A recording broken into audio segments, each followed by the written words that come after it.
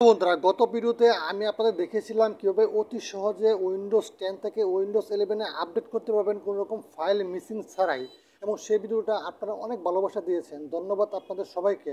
তো বন্ধুরা, ওই ভিডিওর কমেন্ট বক্সে একজন ভাই কমেন্ট করেছে তার উইন্ডোজ 11 সাকসেসফুলি রান হয়েছে, কিন্তু তার এখানে একটি ডিএলএল ফাইলস মিসিং দেখাচ্ছে, যেটাকে আমরা বলি রিঅ্যাসেম্বল ডিএমও ডট ডিএলএল। তো বন্ধুরা, ওই ফাইলটিতে কীভাবে রিকভার করবো বাইটি বুঝতে পারছিল না।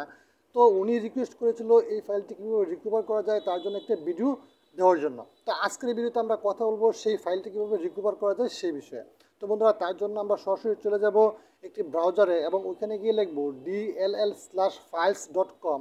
তো বন্ধুরা, স্ক্রিনে দেখতে পাচ্ছেন সেটা লেখা আছে। আমরা ব্রাউজারে গিয়ে সেটা এন্টার করার পর আমাদের এখানে একটা সার্চ বক্স আসবে এবং সেই সার্চ বক্সে আমাদের যে ফাইলটা আছে সেই ফাইলটার নাম আমরা এখানে লিখবো রিঅ্যাসেম্বল ডিএমও। আমরা লেখা দেওয়ার পর আমাদের এই ফাইলটা আসছে এখানে, আমরা ওইটার উপর ক্লিক করব। যখন এমন একটা পপ আপ আসবে তখন আমরা সেটাকে ক্যান্সেল করে দিব।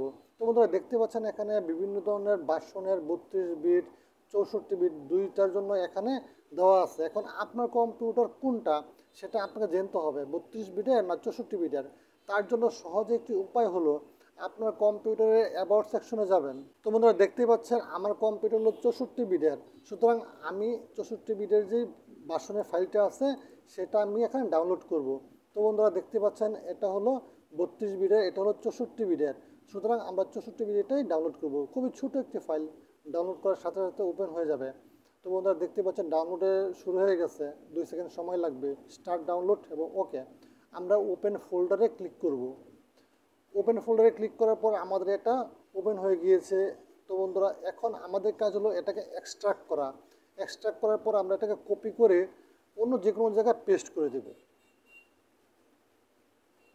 তো বন্ধুরা, পেস্ট করে দেওয়ার পর এটা আমরা আবার কপি করব।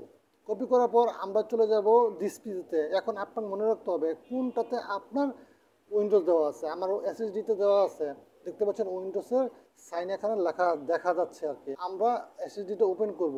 আমরা চলে যাব উইন্ডোজে। উইন্ডোজে চলে যাওয়ার পর আমাদের এখানে খুঁজে বের করতে হবে সিস্টেম 32 বিট সেটা, এবং সেটা ক্লিক করার পর আমরা এখানে কিন্তু এটা পেস্ট করে দেব। পেস্ট করা দেওয়ার পর দেখতে পাচ্ছেন আমাদের যে প্রবলেমটা সেটা সলভ হয়ে যাবে এবং আমরা এখান থেকে বের হয়ে যাব। বের হয়ে যাওয়ার পর আমরা আমাদের কম্পিউটার রিফ্রেশ দেওয়ার পর নতুন করে শাটডাউন করে আবার ওপেন করব।